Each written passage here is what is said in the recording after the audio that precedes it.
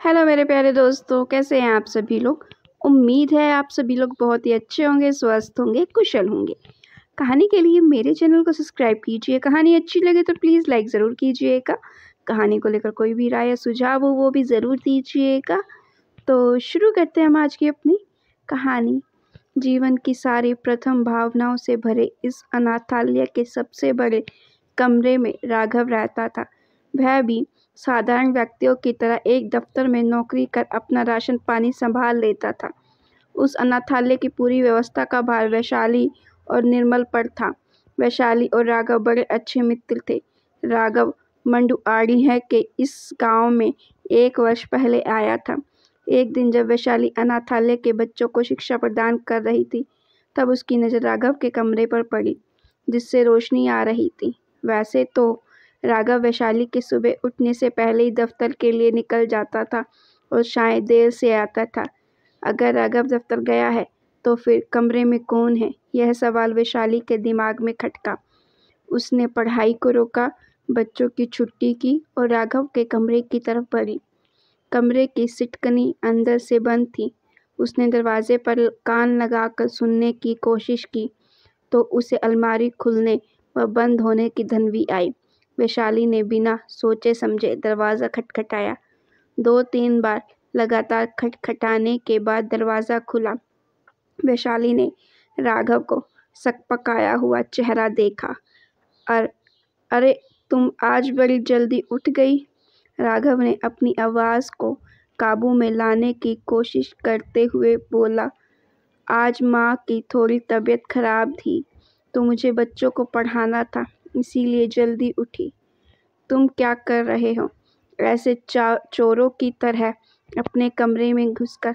अरे वो आज शर्मा जी ने छुट्टी दे दी, राघव ने बोला। वैशाली को पता चल चुका था कि दाल में कुछ काला है। तुम अभी भी झूठ बोलना नहीं सीख पाए हो। यह कहते हुए वैशाली राघव को धक्का देकर कमरे में घुस आई। वह तो ऊपर वाला ही जानता है, राघव ने खुद से कहा। वैशाली कमरे में घुसी तो उसने एक अजीब दृश्य देखा। कमरे का सारा सामान उथल पुथल था और एक बड़ा कपड़ों का बैग जमीन पर रखा था। बैग को दूर से देखने पर वैशाली को कुछ कपड़े व किताबें दिखी। राघव की अभी भी सांसें फूल रही थी और उसके दोनों हाथ पीछे थे। ध्यान से देखने पर वैशाली ने देखा कि उसने अपने हाथ में कुछ दबा रखा है। तुम्हारे हाथों में क्या है, वैशाली ने पूछा। राघव ने उस पर ध्यान नहीं दिया और बैग में बाकी सामान डालने में जुट गया। वैशाली चौंक उठी। उसने राघव को इतना अजीब रूप आज तक नहीं देखा था। अब राघव और वैशाली आमने सामने खड़े थे। तुम फिर से अनाथालय छोड़ने की सोच रहे हो, वैशाली ने पूछा। राघव ने अपना मुख झुका लिया। आज तो तुम्हें मुझे सारी बातें बतानी ही पड़ेंगी। इतने दिनों से मैं देख रही हूँ कि तुम किसी वजह से परेशान हो। हर 2-3 दिन छोड़ के तुम्हें यहाँ से जाने का भूत सवार होता है। आखिर क्या बात है, वैशाली ने एक सांस में पूछा। कुछ नहीं, बस मेरा बनारस ट्रांसफ़र हो गया है। अच्छा, अचानक से, वैशाली ने ऊंचे स्वर में कहा। अरे पता नहीं, शर्मा जी को कुछ भी करते रहते हैं, बड़े अजीब है। राघव के चेहरे पर ऐसे भाव थे जैसे वह एक जंग से हार कर आया हो। उत्तर सुनने के बाद भी वैशाली कमरे के बाहर नहीं जा रही थी।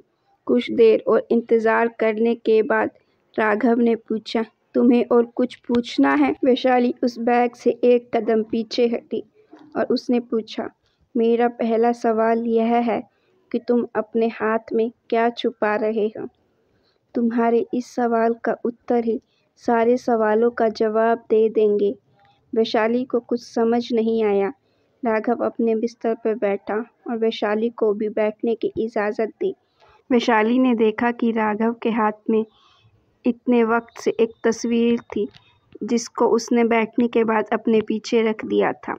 यह बात 1 वर्ष पुरानी है, जब मैं इलाहाबाद में नौकरी करता था। मैं एक साधारण सिल्क साड़ी के विक्रेता की दुकान पे सेल्समैन था। हमारी दुकान पूरे इलाहाबाद में प्रसिद्ध थी। लोग दूर दूर से आकर हमारी दुकान से सामान खरीदते थे। एक दिन कानपुर शहर के एक बहुत नामी नेता आशुतोष टंडन हमारी दुकान पर अपनी महिला कर्मचारी को लेकर आए। मैं उस समय एक व्यक्ति को साड़ी दिखा रहा था। उनकी कर्मचारी को जब मैंने देखा तब पता नहीं अचानक मेरे मन में कुछ अजीब सा हुआ जिसने मेरा दिल खुश कर दिया। मैं कुछ मिनट तक उसको देखता ही रह गया। मासूम चेहरा और उन बड़ी बड़ी आँखों में मैं खुद को देखने लगा था। नेता साहब मालिक से कुछ बहुत गंभीर बात कर रहे थे और उनकी कर्मचारी उनके बगल में खड़ी थी। अचानक से मालिक ने मुझे बुलाया। मैं दौड़ते हुए उनके पास गया। राघव, ये हैं टंडन जी। इन्हें अपनी बहन की शादी के लिए लाए लहंगे देखने हैं और इनको इलाहाबाद दर्शन करने की जिम्मेदारी भी तुम्हारी। मालिक ने मेरे कंधे पर हाथ रखते हुए कहा। पहली बार मुझे एहसास हुआ कि 1 साल की मेहनत का फल मुझे आज मिल गया। मैंने सोचा कि मालिक से इलाहाबाद दर्शन की तारीख पूछ लूं, पर पता नहीं उस समय कुछ अजीब सी झिझक ने मुझे रोक दिया। 2 दिन तक मैं दुकान पर लहंगे अलग करता रहा और उस महिला कर्मचारी के बारे में सोचता रहा। तीसरे दिन जब मैं अपनी मोटरसाइकिल से दुकान पहुंचा, तब मैंने देखा कि एक सफ़ेद रंग की मारुति दुकान के बाहर खड़ी हुई थी। दुकान के अंदर जाने से पहले ही मैंने शीशे से वह 2 आंखें पहचान ली थी। मैं दुकान के अंदर गया और मालिक ने मुझे चाबी थमा दी और टंडन जी को ले जाने का आदेश दिया। मैं बाहर गया और टंडन जी के लाए गाड़ी का दरवाज़ा खोला। मैं गाड़ी चला रहा था। मेरे बगल वाली जगह पर वह महिला कर्मचारी और पीछे टंडन जी बैठे थे। मेरी आंखों में उस पीली साड़ी की चमक आ रही थी और उस गोरे मुख को देखने को मेरा जी तड़प रहा था, लेकिन पीछे टंडन जी को देख मेरी रूह कलप जाती। अचानक टंडन जी ने मुझे पूछा, अभी हम किस तरफ जा रहे हैं? टंडन जी की आवाज़ में बहुत क्रोध था। संगम की तरफ, मैंने धीमे स्वर में उत्तर दिया। उनकी क्रोध भरी ध्वनि सुनकर जो मेरा शरीर कांपा था, उसे देखकर उनके कर्मचारी के मुख पर हंसी आई, जो मैंने अपनी बाई आँख के एक कोने से देख ली थी। इससे पहले कि नेताजी कुछ और बोलते, उनके फ़ोन की घंटी बजी। वो फ़ोन पे बात करने में व्यस्त हो गए। उनके साथ एक दिन रह के देख लीजिए, क्रोध की आदत अपने आप पड़ जाएगी। मौके का फ़ायदा उठाते हुए उनकी कर्मचारी ने कहा। इतनी मीठी ध्वनि सुनकर मेरे मुंह से कुछ ना निकला। मैं बस हल्का सा हंस दिया। कुछ देर तक हम दोनों ने कुछ नहीं बोला। टंडन जी अभी भी फ़ोन पर लगे हुए थे। कुछ मिनटों की और शांति और हम संगम पहुंच गए। मैंने टंडन जी के लिए तुरंत उतर के दरवाज़ा खोला और उनको इस जगह के इतिहास के बारे में बताने लगा। मैं उन्हें किले की तरफ ले ही जा रहा था कि मैंने देखा कि उनकी महिला कर्मचारी किसी व्यक्ति से दूर खड़े परेशान स्वर में बात कर रही है। मेरा मन उसकी तरफ खिंच गया। मुझे उनसे बात करनी थी और मेरा निश्चय इतना अटल था कि मैंने तरीके भी निकाल लिया था। मैं टंडन जी को लेकर एक नौका के पास चला गया और नौका को पैसे देकर संगम स्नान कराने को कहा। टंडन जी भी पंडित किस्म के थे, तो उनका भी मन प्रसन्न हो गया। कुछ ही देर में नौका उनको लेकर चला गया और मैं उनकी तरफ बढ़ा। वो अकेले तट के किनारे एक खटिया पर बैठी थी। मैं उसके आसपास मधुमक्खी की तरह मंडराने लगा। वो भी मुझे देखने लगी। आप कुछ चिंतित लग रही हैं, बहुत हिम्मत करके मैंने पूछा। ऐसा कुछ नहीं है, उन्होंने कहा और हल्के से खिसक के मुझे अपने पास बैठने का आदेश दिया। मैं पहले थोड़ा हिचकिचाया, फिर अंत में जाकर बैठ गया। मैंने उनको देखा तो वह अभी भी गंगा जी को ही निहार रही थी। टंडन जी कहाँ हैं? उन्होंने मुझसे पूछा। वो संगम स्नान करने गए हैं। संगम में स्नान करने का बहुत महत्व होता है।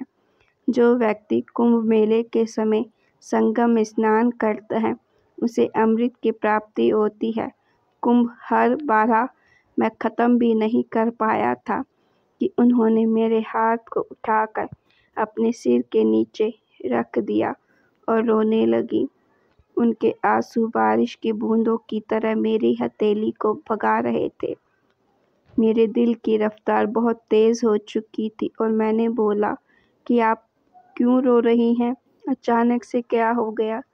उन्होंने अपना सर मेरी हथेली से हटाया और बोली, अभी मुझे कानपुर के अस्पताल से फ़ोन आया था कि मेरी माँ बहुत बीमार है और इलाज के लिए जल्द से ही 50,000 रुपये की ज़रूरत है। वो एकलौती है जिन्हें मेरे बचपन से आज तक देखभाल की है। कहाँ से लाऊंगी मैं इतने पैसे? टंडन जी से मांग लीजिए, मैंने उससे कहा। वही तो सबसे बड़ी दिक्कत है। मेरी माँ एक अनाथ आश्रम चलाती है। अधिक फंड ना होने के कारण मैंने अनाथ होने का बहाना बनाया था और ये भी कहा था कि मेरी देखभाल करने वाला कोई नहीं है। यह सुनकर टंडन जी को दया आई थी और उन्होंने मुझे नौकरी पर रख लिया था। अब मैं उनको कैसे कहूँ कि मेरी एक माँ भी है, मैं बहुत बुरी हूँ। यह कहकर उन्होंने मेरे हाथ और जोर से पकड़ लिया। परेशानी व दिक्कतें सबके साथ आती हैं, बस उनका समझदारी से सामना करना चाहिए। मैं कोशिश करूँगा। यह सुनकर उन्होंने मुझे गले लगा लिया। मैं मंद रह गया था उस वक्त। कुछ देर बाद बैठकर मैंने उनको हंसाया। तब तक टंडन जी आ गए। उनके मुख पर चंदन का टीका और खुशी थी। वो गाड़ी की तरफ बढ़े और रास्ते में उन्होंने मुझे 20 रुपये की टिप दी। यह देखकर वह हंस रही थी। गाड़ी चलाते वापसी में पूरे वक्त मैं इसी भाव में खोया रहा कि क्या उनको भी मुझसे प्यार हो गया है। रात हो चुकी थी और मैं गाड़ी लेकर दुकान के बाहर खड़ा था। तभी मैंने देखा कि सामने से वो आ रही है अकेले। मैं अपना हुलिया सुधारने ही वाला था कि उसने मेरा हाथ पकड़ के कहा, 3 दिन बाद टंडन जी की रैली है यहाँ। यह कहकर वह चली गई। राघव का गला सूख चुका था। उसने एक घूंट पानी पिया, थोड़ी देर रुका। उसने वैशाली के मुख पर ऐसा तेज देखा कि जैसे ही उसकी कहानी खत्म होगी वैसे ही वह उसको डांटेगी।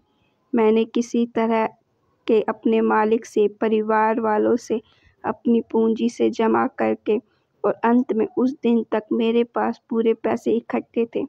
अंत में वो दिन भी आ गया। मेरी उनसे फ़ोन पर भी रोज़ बात होती थी। मुझे अब यकीन था कि उसे भी प्यार है। मैं अपने घर में उनके फ़ोन का इंतज़ार कर रहा था। मैंने उसके साथ सपनों में 7 फेरे तक ले लिए थे। मैं पूरी तरह से उसके प्यार में डूब चुका था। अचानक मेरा फ़ोन बजा और एक व्यक्ति ने बोला, इस नंबर के जो उपभोक्ता हैं उनका मेजा रोड पे एक्सीडेंट हो गया है। मैं बिना जूते के अपने मोटरसाइकिल से जल्दी से वहां पहुंचा तो पता चला कि टंडन जी के एक्सीडेंट के आकस्मिक स्वर्ग सिधार गए और ड्राइवर और उनकी महिला कर्मचारी अस्पताल में भर्ती है। मैं जल्दी से अस्पताल पहुंचा तो मैंने देखा कि दोनों की हालत गंभीर है। 2 दिन तक मैं उस सरकारी अस्पताल में रहा। इसी बीच मैंने जैसे तैसे उन 50,000 रुपये को सही जगह पर पहुंचा दिया। तीसरे दिन डॉक्टर ने कहा कि महिला कर्मचारी बच तो गई है, लेकिन उसकी याददाश्त पूरी तरह से चली गई है। उसे कुछ याद नहीं रहेगा, ना मैं, ना वो प्यार भरे लम्हे। वैशाली अब तक अपने आप को रोक न सकी और चिल्ला पड़ी, कौन सा प्यार? वो बस तुमसे मदद मांग रही थी और तुमने उसको प्यार समझ लिया। अगर लड़की हाथ पकड़ ले तो इसका मतलब प्यार हो गया। कितनी नीच सोच है तुम्हारी राघव। राघव भी अपने आप को रोक न सका और उसके आंसू बहने लगे। उसने रुमाल से अपने आंसू पोंछे। वैशाली को भी एहसास हुआ कि उसने कुछ ज़्यादा ही बोल दिया। माहौल को ठंडा करने के लिए वैशाली ने पूछा, ये तस्वीर जो तुम छुपा रहे हो वो उसकी ही है? राघव ने कहा। वो बिस्तर से उठ गया, अपने बैग में बाकी ज़रूरी सामान रखने। मौके का फ़ायदा उठाते हुए वैशाली ने उस तस्वीर को उठा लिया। इससे पहले कि राघव उसे रोकता, बहुत देर हो चुकी थी। यही तो मेरी तस्वीर है, वैशाली ने आश्चर्य से कहा। राघव के आंसुओं ने ही सब बोल दिया।